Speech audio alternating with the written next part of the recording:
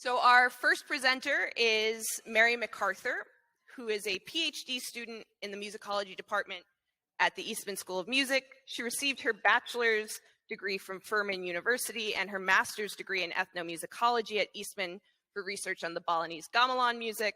And she's currently writing her dissertation on Carolina beach music and the shag, a regional tradition native to her home state of South Carolina.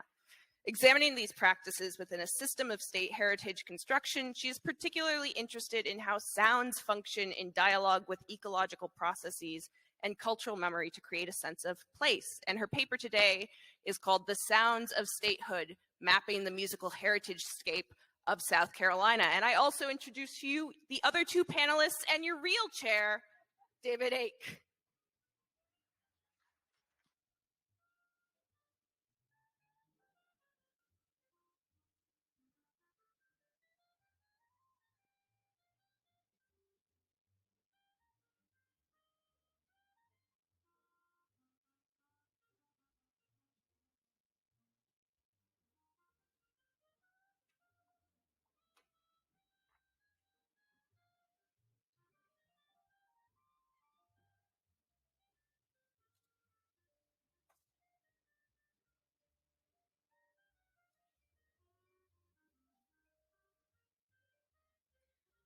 More so than any other region of South Carolina, the coast possesses the environmental, historical, and cultural markers that have come to define the state as a whole. The coast is the most ecologically diverse region of the state, the location of Charleston, its oldest and largest city, and the heart of the state's thriving tourism industry. The coastal landscape provides a fertile environment for many of South Carolina's most treasured resources, from the iconic sable palmetto tree featured on the state flag to Gullah sweetgrass baskets, a celebrated state handicraft. Beyond these tangible symbols of South Carolinian identity, the coast also serves as the resonant source of the state's musical heritage. In 1999 and 2001, the South Carolina legislature passed 3 bills amending the state code of laws to designate spirituals as the official state music, George Gershwin's 1935 opera Porgy and Bess as the official state opera, and the regional genre known as beach music as the official state popular music.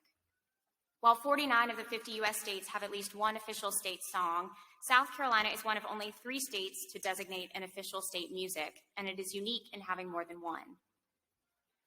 Spirituals in Porgy and Bess receive significant attention from musicologists. However, no attempt has been made to consider them alongside beach music, either as living traditions with shared ecological origins or sonic artifacts collected and codified into symbols of statehood. Scholars have also examined music's role in shaping a variety of political, cultural, and social communities, exploring the processes through which music fosters attachment, evokes feeling of belonging, and projects ideals that define or direct a collective. Yet, there has been little consideration of how music functions alongside a wealth of other natural and cultural products to signify the uniqueness of a U.S. state. How do we understand spirituals, Porgy and Bess, and beach music alongside Indian grass, boiled peanuts, and the loggerhead sea turtle as part of what it means to be a South Carolinian? In this paper, I situate spirituals, Porgy and Bess, and beach music within a dynamic coastal landscape, an ecotone, shaped by ocean tides and tourism, rice cultivation, and racial prejudice. Drawing on archival and ethnographic research alongside scholarship on African American music, Southern cultural history, and coastal ecology, I argue that South Carolina's 3 official musics function as contested sites of commemoration within a heritage-scape constructed through white collection and curation of Black Carolinian coastal experiences. Theorizing South Carolina as a rich, understudied zone of musicological inquiry, I map African American cultural investments from the Low Country to the Grand Strand, the Praise House to the Juke Joint. Against this background, I examine the codification process that unites spirituals and beach music, interrogating the logic of state heritage that transformed slave songs and race records into celebrated symbols of state identity. Analyzing these musical practices as intimately tied to the fluid coastal landscape in which they emerged, I offer new insights into the complex politics of place encoded in music. The South Carolina coastal zone is a dynamic borderland encompassing over 190 miles of beaches, marshes, tidal, and barrier islands between the North Carolina and Georgia state lines. In ecological terms, the coastal zone can be described as a highly complex coastal ecotone, a transitional environment formed through the intersection of terrestrial and oceanic zones. The ecotone, derived from the Greek roots of oikos, meaning home or dwelling place, and tonos, meaning tension, is a highly fertile and fractious zone, a liminal space of rich biodiversity and speciation that emerges where ecosystems meet. In mapping the musical heritagescape of the South Carolina coast, we might extend the concept of the ecotone to consider the zones of cultural collision that have shaped this borderland. Continually shaped by the ebb and flow of ocean waters, the Carolina coast is similarly altered by the shifting tides of collective memory. Irrevocably marked by the legacy of slavery, the South Carolina coast is a site of contested significance. It is a landscape of conflicting cultural meanings generated by the intersection of Black and white coastal cultures under conditions structured by white hegemony. South Carolina's three state musics exist as products of the Carolina coast, a space productively understood as an ecological, cultural, and musical ecotone, a fluid and fertile borderland continually redefined through processes of confrontation, integration, erasure, and erosion. Conceptualizing spirituals, Porgy and Bess, and beach music as ecotonal products reanimates them as vital processes that enable a reimagining of state heritage through acts of tension dwelling. In the remainder of the paper, I chart the emergence of South Carolina's musical heritagescape through 3 points of collision between Black and white coastal cultures. I begin in the Low Country, an important source of spirituals that includes the coastal counties, salt marshes, and sea islands of the southernmost portion of the state. Next, I move to Charleston, which includes the historic port city itself, as well as the offshore sea islands that inspired Porgy and Bess. Finally, I arrive in the Grand Strand, a region named for the 60-mile expanse of virtually uninterrupted white sand beaches that serves as the birthplace of beach music. The Sea Islands, off the coast of South Carolina and Georgia, are home to the Gullah Geechee people, descendants of predominantly West Africans formerly enslaved on plantations throughout the Low Country. The circumstances of those enslaved on the remote tidal rice plantations of the Sea Islands were unique to this region of the country.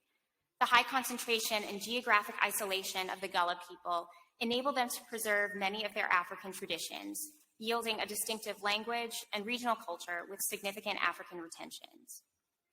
Religion played a central role in Gullah life.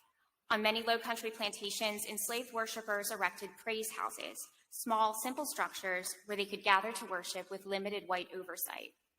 Praise house services, typically led by Black elders of the community, invested Christian tales with meaning specific to the Gullah experience through call and response declamation, ritual dances such as the ring shout, and the singing of sacred folk songs known as spirituals. The vast body of scholarship on spirituals attests to the significance of the Gullah communities of the Low Country Sea Islands as a source of the genre and its development.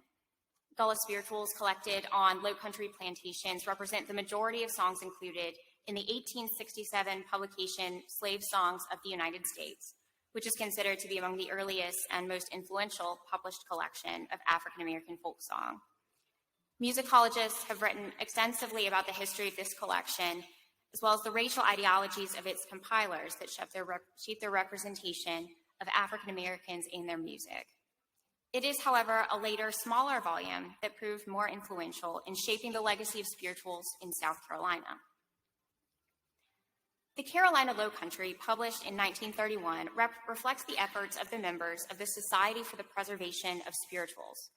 The society, still in existence today, began as a social club founded in Charleston in 1922 by a group of white Charleston elites who learned Gullah folk songs as children from their Black caretakers. Considering these songs to be part of their own cultural heritage and fearing their disappearance with the loss of the plantation system in which they emerged, society members collected, transcribed, and publicly performed in antebellum dress and an approximation of the Gullah language, spirituals from rural Gullah communities. Transcriptions of spirituals represent only a small portion of the Carolina Low Country text, which instead functions largely as a myth of the Old South, an extended nostalgic reverie on the natural beauty and civility of the Low Country prior to the passing of its golden age. Through evocative watercolors, poems, and romantic descriptions of the land and its abundance, the authors lament the loss of a simple agrarian way of life and the downfall of, quote, the most chivalric civilization that America has ever known, close quote. Attesting to the, quote, warm affection and mutual respect, close quote, between Black captives and white planters, the authors celebrate spirituals as the fruits of this fertile plantation-based society, resources cultivated by Gullah labor, later claimed for white enrichment. Through their collection and performances of Gullah spirituals from their youth, society members transformed these expressions of Black resistance and survival into sonic riches that echo in the landscape of their nostalgic fantasy. In 1999, the spiritual was named the official music of the state of South Carolina. The bill originated through the efforts of white Charlestonian Matthew Butler Chandler, who cites childhood memories of hearing spirituals sung by his nanny, Doretha, as a source of inspiration. The bill highlights the South Carolinian origins of the slave song collection, describes notable musical features of the genre, and situates spirituals within the history of Charleston, a major port of the slave trade. Ultimately, the bill validates spiritual status as the shared cultural heritage of all South Carolinians by attesting to the fact that they are loved and sung by all its citizens. The designation of spirituals within the official cultural heritage of South Carolina celebrates the creative contributions of enslaved African Americans and their descendants as enriching the cultural landscape of the state as a whole. However, this legislative act also connects to a legacy of white interventions in the spiritual tradition based in paternalist assumptions and toxic nostalgia for a romanticized Southern past.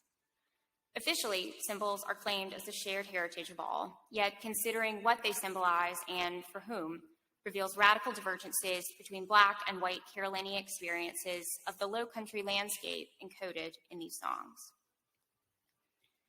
The second space of cultural collision in South Carolina's musical Heritagescape is Charleston. The city of Charleston features prominently as the location of George Gershwin's 1935 opera, Porgy and Bess, designated as the official state opera of South Carolina in 2001. Gershwin's opera is based on the 1925 novel Porgy by DuBois Hayward, a Charleston native and himself a founding member of the Society for the Preservation of Spirituals. Hayward's status as a native Charlestonian, alongside Gershwin's well-documented visits to the city and nearby islands, lent credibility to their fiction as representing an authentic portrait of Charleston and its Black residents. Yet, much like the evocative news reports of Gershwin gone native, transformed by the primitive shores and wild waves he discovered at Folly Beach, the opera offered a portrayal of Black life that played into the fantasies of its white creators.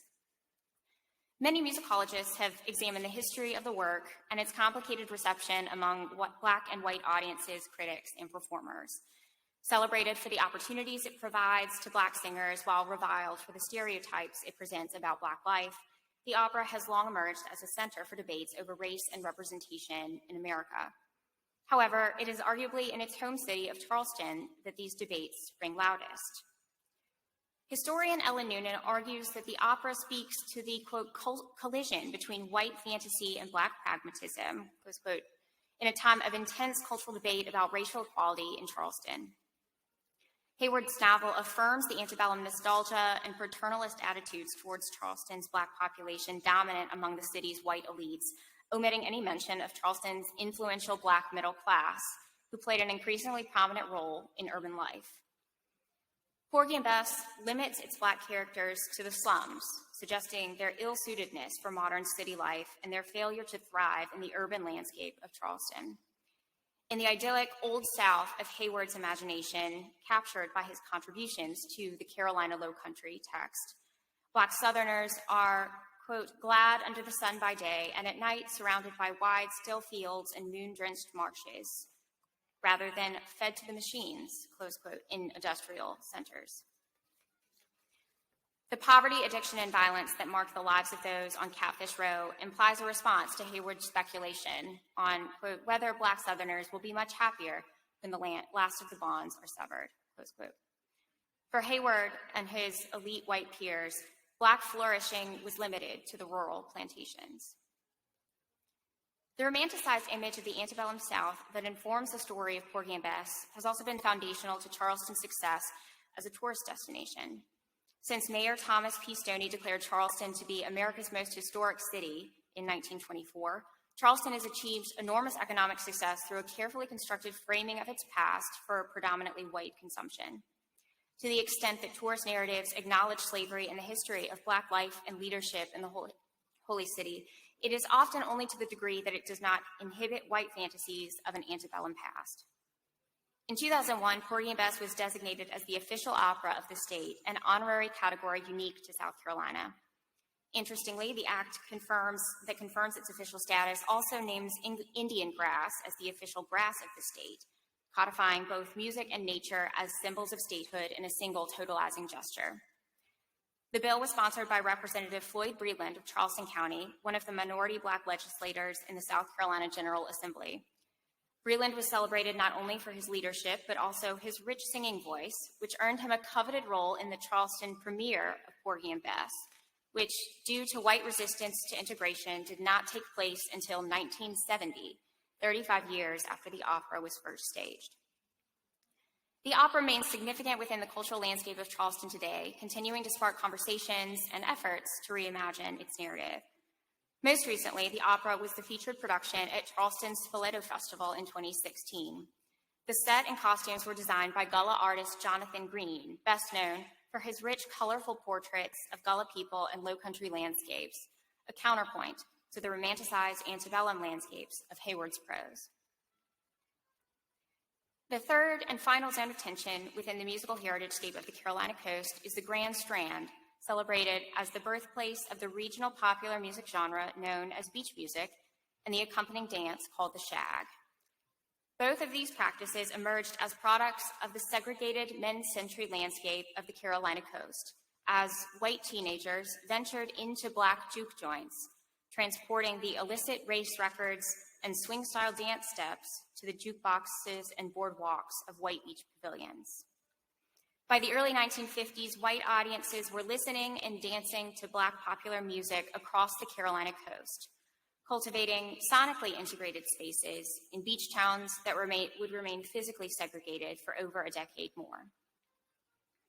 In 1954, a devastating hurricane, followed by the denial of funds to Black coastal landowners who sought to rebuild, initiated the decline of the Black coastal communities that gave rise to the beach music and shag tradition. While jukeboxes in Black beach clubs fell silent, a surge in development along the white beaches of the Grand Strand facilitated a new wave in the history of beach music. During the 1960s, hundreds of white teenagers in the Carolinas, Georgia, and Virginia formed cover bands, performing the R&B and soul music they had come to associate with their beach vacations. Through the performances of these white Southern soul bands, a particular subset of rhythm and blues became recoded and canonized as beach music, a genre unified less by musical style than by shared cultural memories of past beach vacations. In 2001, a bill sponsored by Representative J.J. Bubber Snow, a lifelong shagger and beach music fan, was signed into law, designating beach music as the official popular music of the state. Both beach music and the shag continue to thrive as a celebrated regional lifestyle sustained by a group of predominantly white aging enthusiasts who consider the Grand Strand to be their spiritual home. The tradition bears traces of the former presence of these once thriving centers of Black coastal culture. However, the pursuit of discriminatory policies that led to the decline of these Black beach spaces also resulted in a contemporary beach music and shag scene that is almost exclusively white. Historians of the genre and members of the contemporary beach music scene celebrate the Black musicians and dancers who laid the creative foundations for their cherished tradition. However, art and stories often offer romanticized soliloquies about experiences of a Southern beach past that was only available to white vacationers.